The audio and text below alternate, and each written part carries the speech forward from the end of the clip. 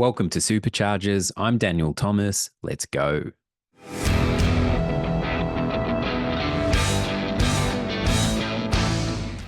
G'day, guys. Thank you so much for tuning in. My guest on this episode is Kristal DeSantis.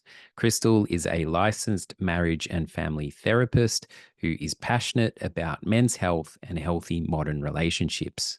Kristal has written the book Strong, a relationship field guide for the modern man. It was awesome to dive into some of the issues and misconceptions around masculinity. Enjoy this one, guys. Let's do it.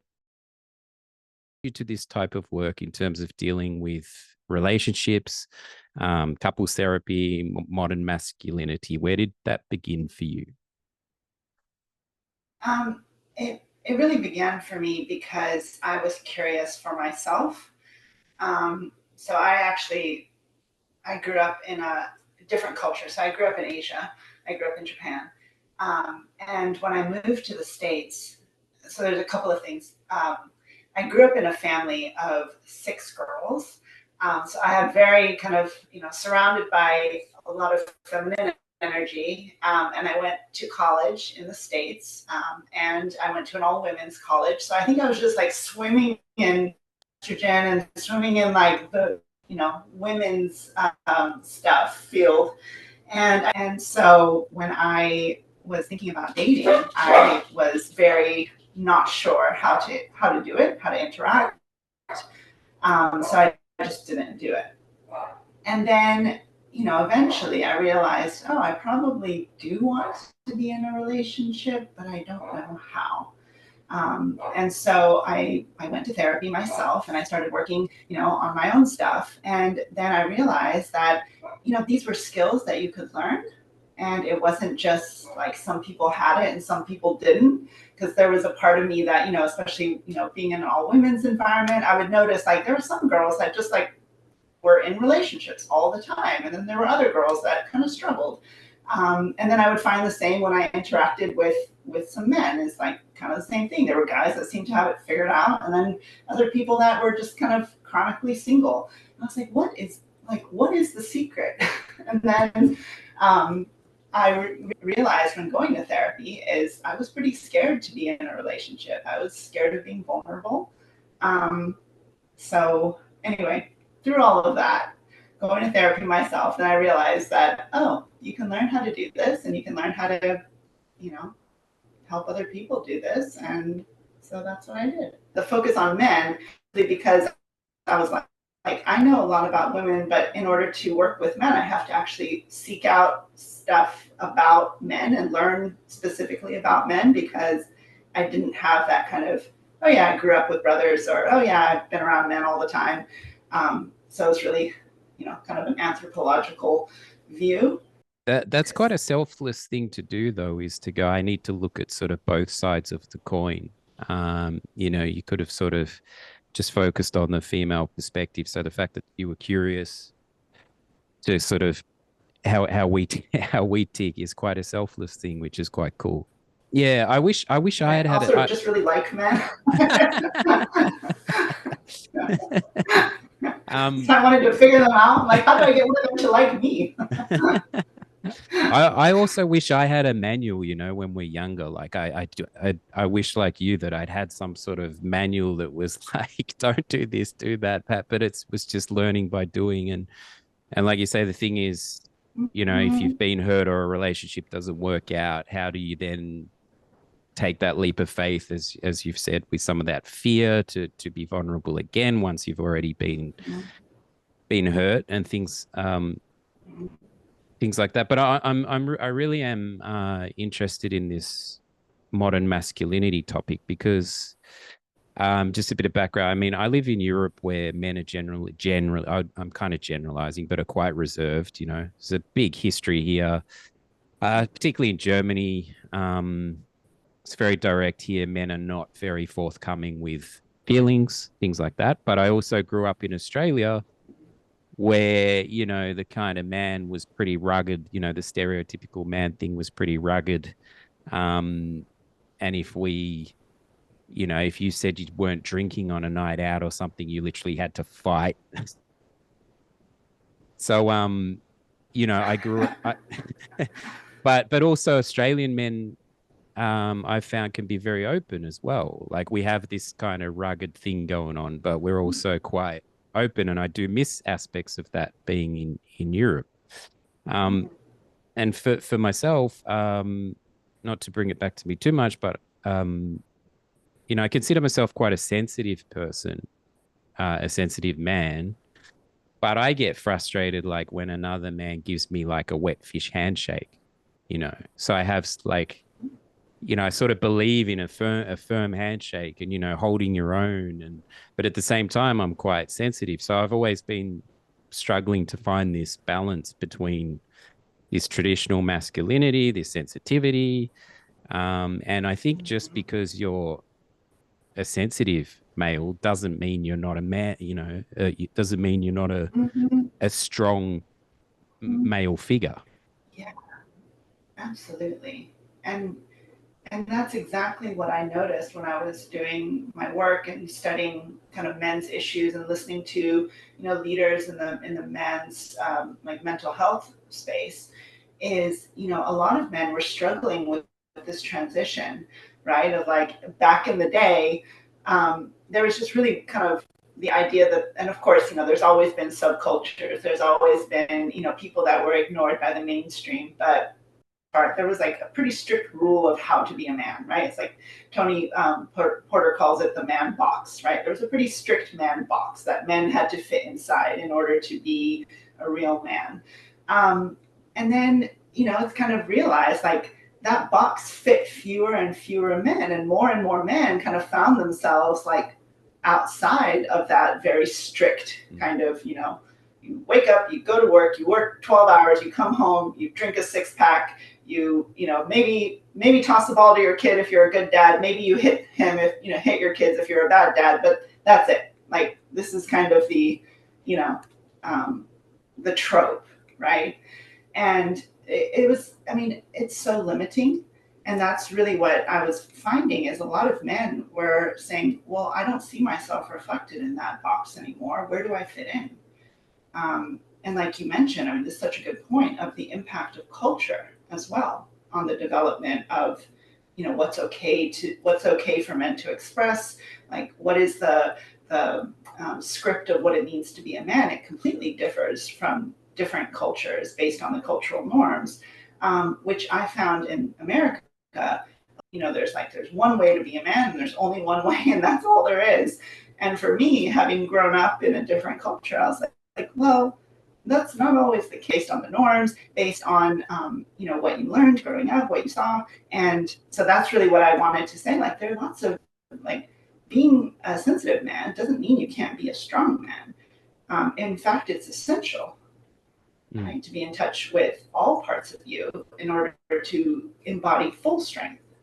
I've said this story before, but I find it interesting because there's a sport in Australia, Aussie rules. I don't know if you know it, but it's a rugby type game, and I've seen it, yeah. yeah, it's very fast. There's no padding. I'm have never been super interested in it, but there was a team in Melbourne where I'm from, and they weren't doing so well for a few seasons, and then basically one season, I'm not sure who came in as a psychologist or someone, but basically got this group of men to be vulnerable with one another, and open up Mm-hmm. with one another. And not many teams were really Mm-hmm. focused on this. And this team ended up winning the whole competition that season.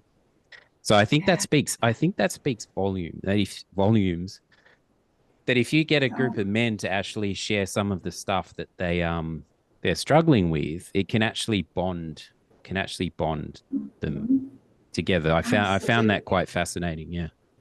My work specifically, like my book, is not really focused on telling men how to be men, but telling men how to be in relationships, specifically with trying to express is, vulnerability and emotion are the most powerful bonding, like, that's the glue of an intimate relationship, right? It's like otherwise you're thinking about that guy, right? He's just a guy that takes the locker next to you. But the minute you actually know something about him as a person, like he's got a sick mom, or he's he's struggling with passing a test, or suddenly then you see them as like, oh, this is somebody I care about. This is somebody I can connect with. I've got my own family stuff, right?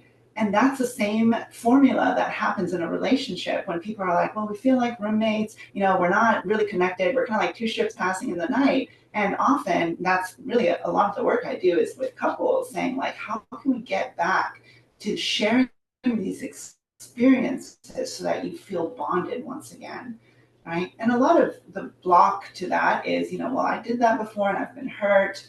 I did that before and I was ignored, or, I'm afraid of being laughed at, or my partner being like, oh, that's not that hard, like, suck it up. Because that's a lot of what men come to expect when they are open about, things they're struggling with, is the message of like, oh, come on, oh, toughen up, right?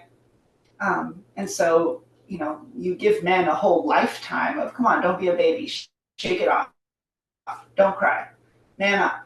And then you expect them to be open and relate. A little bit of a catch-22. They want to bond intimately with a partner. How do you kind of find that common ground with couples? What are some of the common obstacles you see? Do you think it's, particularly after somebody's been unfaithful, do you find that relationship can still be healed?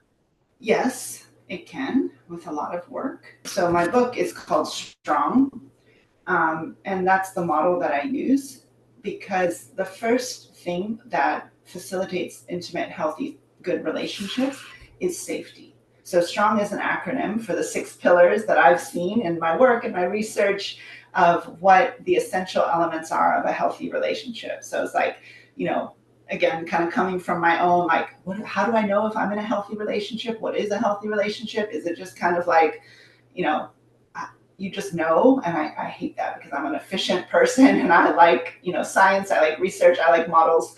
And so that's where I was like you said earlier, like, I have no interest in like throwing my heart against a wall and it gets broken every time until I find the right fit. Right. And I was like, that sounds painful and inefficient, and nobody, like, no. And so really what it is starting with safety in a relationship. How can you create a relationship that feels safe for both people to be vulnerable? Because that's what I noticed was missing, is often people, they're like, okay, screw it, I'll be vulnerable. But the environment is not safe. The other person is not a safe person to be vulnerable with. So it ends up backfiring. Right? They're like, I shared my deepest, darkest secret, and the other person was like, oh, I didn't want it, or yeah, thanks, and I'm going to use it against you, right? And so, being able to assess, what does it mean to be safe in a relationship, and how do you know when your partner is a safe person to be vulnerable with, and how do you co-create a safe environment in your couple so that you don't have to worry about that? That's really the foundation of any healthy relationship. And a lot of the obstacles come from, and again, this is part of my background as well of training, is I do a lot of work with trauma. And this is also where, like, I like working with first responders and military veterans, because trauma literally changes your brain from seeing the world as potentially safe, potentially open, potentially, good things come to you and other people as safe and open for connection. It changes your brain to seeing things as dangerous, right? So kind of just a shorthand for that is, trauma changes the brain from being open to connection to being in protection mode, right? And so that's often what I see is when people have experienced trauma, like, trauma is it's a hard lesson, right? The brain is like, I experienced something so painful that I'm not going to try to do that again, right? It's like, I touched a hot stove, stoves are out for me, stoves are a no, right? And so that's really where that sometimes that internal healing of, like, yes, you were hurt in a previous relationship, but how can you allow yourself to be open in this relationship? How can you train your brain that, not all women are the same, not all men are the same, that your previous partner was an unsafe person. They used your vulnerability against you, but you're in a new relationship, and being able to kind of compartmentalize and heal the past so that you can be in the new relationship and start to build safety with the current partner if they're a safe person to build with, if that makes sense. So I would say trust is the foundation of safety. And is that the second letter in the acronym for strong? Yes, trust is the next one because, again, a lot of couples, they talk about rebuilding trust, especially after infidelity. Trust is the foundation of the relationship. And again, kind of going back to, biology and science and neuroscience, I'm like, you cannot trust somebody you don't feel safe with. It's just against our human nature, right? If somebody that gives you, weird, creepy vibes comes up and they're like, hey, come into my van, you're like, no, I'm good, right? It's just kind of that innate human thing that we don't trust people that don't make us feel safe, right? And so being able to start there. And I think it's a trust that you could just be who you are. And in this modern world we live in, and I'm in a very long term relationship. I can't imagine the I had a taste of the kind of modern dating game, but in this modern climate, being able to go on this sort of modern Tinder speed dating, whatever it might be, to be able to just know that, hey, I can just be me and that's cool. I don't know how easy that is to do these days in this climate. There are a lot of people that are looking for products, not people, right? They're looking for performance. What do you drive? How much do you make? How tall are you? And those people are not actually looking for, I mean, again, I can't speak for all of them, but there's a really kind of like objectification going on Mm. of both men and women. And those are not the people that you're looking for. But the people that you're looking for, the person that you're looking for, is probably also looking for you because, like you said, there are still people out there that want that real connection, that don't want to be judged on, how much they make or what car they drive or how much they weigh or how tall they are.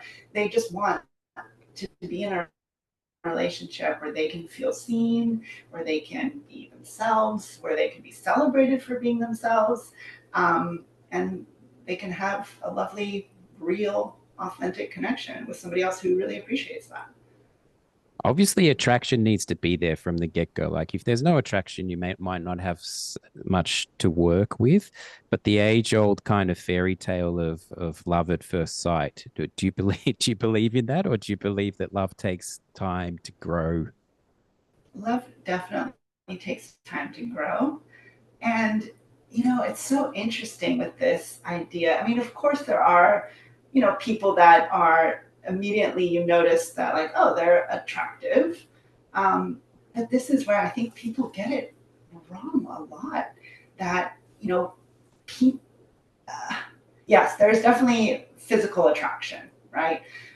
But I can't tell you how many relationships that I've seen where either the physical attraction initially was an attraction to a pattern that felt familiar, but isn't necessarily healthy for long term, right? And so that's always something I want to be cautious of. Is like, are you just responding to a pattern that feels familiar, even if it's not healthy, right? And so that's a lot of the individual therapy work sometimes is like, let's look and see like what kind of person you keep ending up in a relationship with because you're like, oh, that's my type.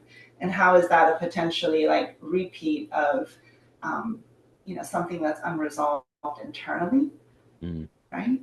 And then That's when you kind of resolve that, is that person or is that type going to be as attractive to you anymore? Does that make sense? that really does. It's interesting. I know on my own journey, I can very much relate to the things that I was initially seeking, which reflected some of my own stuff I hadn't worked through Mm-hmm.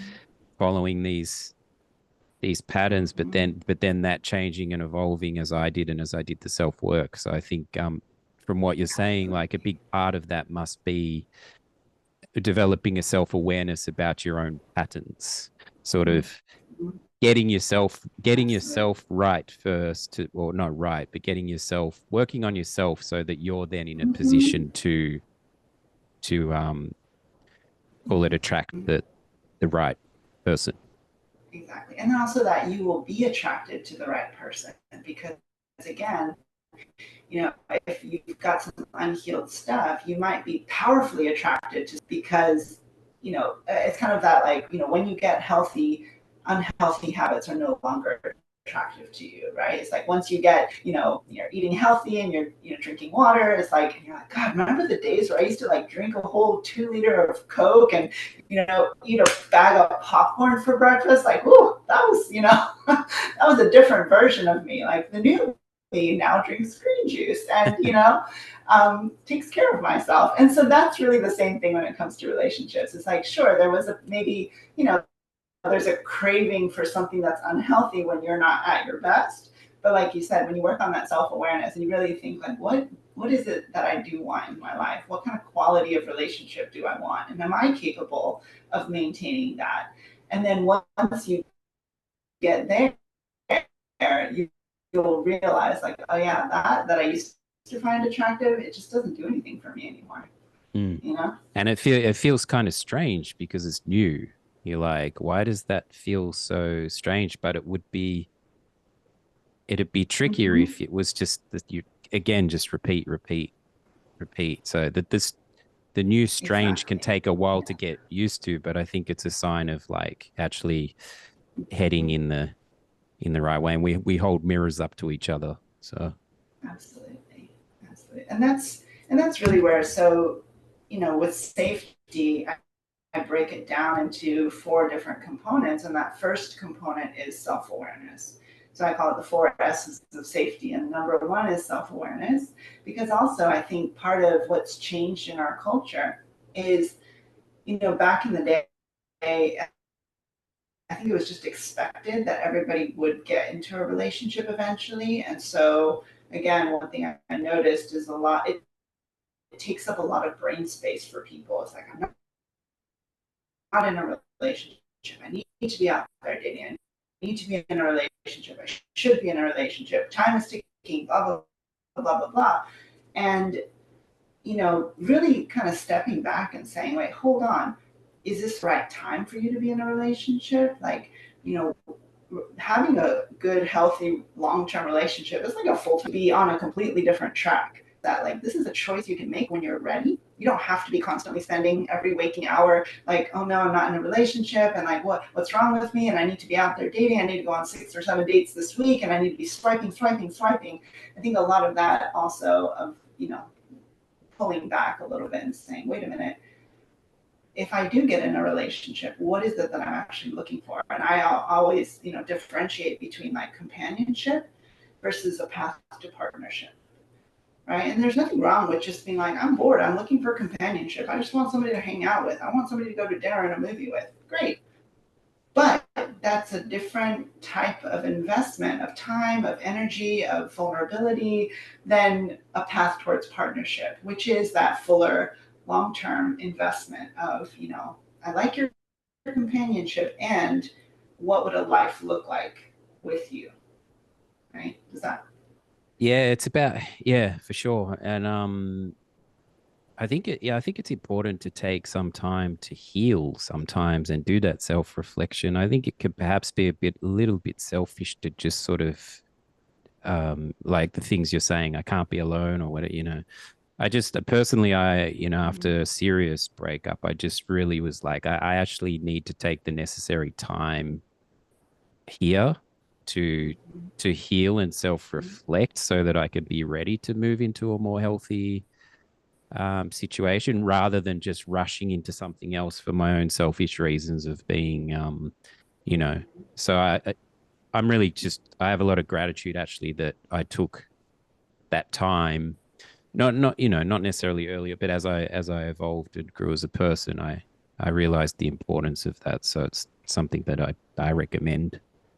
And I want to say there's a little bit of stigma still sometimes, especially for men who are single, um, that, and just like I've heard from them, they're like, well, then there's a stigma of like, what's wrong with him if he's still single? Like, why hasn't he been snatched up? Is there something kind of, lurking back there that makes him undateable? And I think really changing that narrative. I'm like, no, if it's empowering for women to stay single and work on themselves and live their best lives, it's the same for men, right? It's empowering to be able to say, hold on, I'm going to take a year and work on me and live my best life and get healthy mentally, physically, invest in myself, invest in my career. And that's a really positive thing. It's funny how sometimes when we're trying to force it as well, it just doesn't happen. You can, if you're trying to sort of Yeah. force it and then you actually allow it some breathing space and you're not focused on that, well, suddenly the person sort of steps forward. Your relationship doesn't need to be the most interesting thing about you, right? And that's where sometimes when people are like looking and looking, and they're like, it's almost like that focus of like, I need someone to complete my life. I need somebody to be the focus of my life. I've got this time, I've got this energy. I need to put it somewhere. And so again, yeah, that like, why don't you give that to yourself for a little bit? Focus on you. Give yourself that kind of attention and energy that you would give to a partner. Treat yourself well first. That way, it actually, like you said, it's like counterintuitive, but when you're a really interesting person, you're then much more interesting for a partner, as opposed to if you're looking for the relationship to be the centerpiece of your life, it's like, I don't know. It's How not as much, attractive of an energy. yeah. How much of, how much of sort of the primal aspect of human nature comes into play in your sort of work? Like do you think about the traditions of sort of, the hunter gatherer, the traditional roles, and that sometimes I think perhaps in this with this modern technology, like also with men spending a lot of time at computers and not being out there sort of hunting and gathering can affect like our modern interpretation of masculinity. Is the primal stuff, does that come into play in your work, or trying to get back to like some of that? I don't. Yeah. So that's actually in the prologue of my book of, the ways that men kind of traditionally inhabit their masculine identity is through the three P's: being a protector, being a provider, and being a procreator, right? So, they're able to protect physically, they're able to, procreate and carry on their family legacy, give their wife a family. And so these kind of tenets, this is what I'm highlighting is like, these are still these three kind of masculine characteristics, and that's great. But how does it change when it comes to a modern relationship, right? So if your version of being a protector only means that you, I don't know, have a home security system or that you own a lot of guns, right? Like if that's your only idea of being a protector, like that might not be as attractive in a modern relationship, right? And same thing, being a provider. If being a provider is only about bringing home a paycheck, well, what happens, to your ego, to your sense of masculinity, if your wife out earns you or if you lose your job, right? And so these are also kind of fragile things that unless they're updated, unless you update as, like you can still be a protector, provider, and a procreator. But again, like, yeah, if your idea is just to procreate and not parent, again, that's not as attractive to a modern woman. And so that's, again, what really the premise of my book is, I, I, I appreciate these elements of masculinity. These are great. These are elements inherent to what makes a lot of men feel powerful as men. And I celebrate that. I love that. And let's update it so it's not based on these things that are so easily kind of tossed aside in a modern relationship. So what does it mean to be a protector now? Maybe it's, being a protector emotionally. Like, how do you protect your relationship against cheating, right? How do you protect it against decay? How do you protect it against neglect, right? And, providing, like maybe you and your wife are both out there making money. So what else do you provide? Maybe you provide that emotional connection. Maybe you provide a sexual pleasure. Maybe you provide, these other things that you can then feel really proud about and inhabit in that really strong way. It's like, this is what I provide, this is how I protect. And same thing as a procreator, it's maybe then evolving into, well, how am I being a present and really powerful father that can leave a legacy, a living legacy of my children admire me. I teach them, I help them learn. This is then the, not just the procreator, but the parent. And so that's really kind of what I've seen resonate with a lot of men and a lot of women as like, yes, I still want my man to be the protector and the provider. I just, don't need him getting in bar fights every weekend. And, I don't need him to out earn me because like I have a bomb ass job. So, I don't want him to feel bad about himself because he provides so many other things. He provides, sexual pleasure. He provides emotional intimacy. He provides fun and play and adventure. And I value that, you know? And so that's, again, just a way to kind of rebalance some of the narrative. Yeah, I think I've just come to a place where I just find honesty so important so that resentments can't build. So like having some sort of courage, if there's something that's a little bit uncomfortable to address, having the courage to just kind of put it on the table straight away. And because then it's like, if there's an argument about the fridge or something, the argument ain't about the fridge, right? There's some underlying Mm-hmm. resentment. So from all my like trial and error and where I'm at in a very healthy relationship, I have just found this honesty to be really an intrinsic part of a healthy relationship. So um Mm-hmm. how important is that to you in your work, Absolutely. like honesty? Absolutely. So the STRONG acronym is divided into kind of two parts. So STR is safety, trust, and respect. And that's kind of the foundation of, if you don't have safety, trust, and respect, like you said, there's going to be resentment, there's going to be constant conflict. It's just going to be a toxic kind of place to live, right? But then once you get that under your belt, and I've seen a lot of couples, they come into therapy and they're like, we're good. We've got safety, we've got trust, we have respect, but we want to enhance our relationship. I want to take it to the next level. And so that's where what ONG is: openness, nurturing, and generosity. And that openness of like, all right, so you've got this safety, you've got this trust, you've got this respect. But what else? Like, as you grow as individuals, like the person that you were when you got married at 27 is not going to be the person that you are at 47 or 57. And so continuing to be honest about, your needs now, and being able to share that with your partner and having that culture of honesty of like, what, that thing that worked for me, when we were in our 30s, it doesn't work for me anymore. Or, as I'm hitting retirement age, I'm really looking forward to doing something new and exciting. And I want to share that with you. And being able to have those conversations where it's not a threat to the relationship of like, oh, you want to go, on a motorcycle 2-week trip, all right, well then I guess you have to leave the marriage. Like, there's a lot of fear that if people are open about what they truly want, like you Mm. said, it's going to be a threat to the marriage.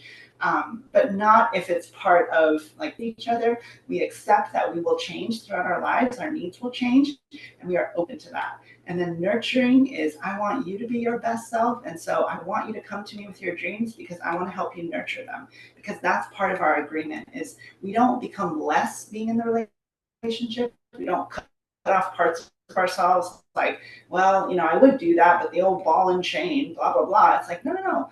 I nurture your dreams. I want you to be your best self. And then I know that you want that for me as well. And so then that's that generosity piece of like consistently saying, how can I invest in our life together so that we can, have that growth mindset and have that generosity of like, you know, we just have the best life because we're together. And having that kind of progression in the relationship from safety, establishing a baseline, building trust together, having mutual respect, allows for then that openness, right? Because like, even if your partner says something that may be hard for you to hear, it's built on that, but I respect this person, I trust them, and I feel safe with them.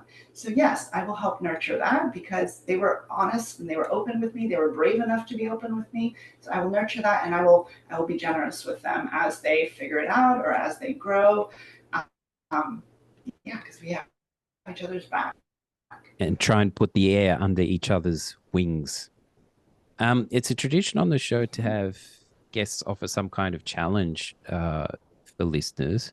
It could be anything, even something that's sprung to mind from our conversation, maybe for somebody who's struggling to find that type of strong relationship. Is there anything that springs to mind or something you've tried personally on a daily basis? Or so again, like the emotional connection and the vulnerability is really kind of the glue, the heartbeat of any relationship, right?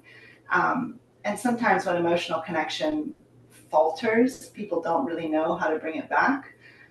So that's what I often challenge couples is, if you feel like there's been a lull in your emotional connection, try what I call the heartbeat exercise because it's like an up and a down and then a together. So ask your partner about something that made them proud.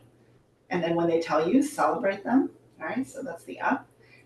The down is ask them about a point of pain, right? Because that's showing them that you can hear their vulnerability, you can hear their pain. And when they share it with you, provide care, provide of empathy, right?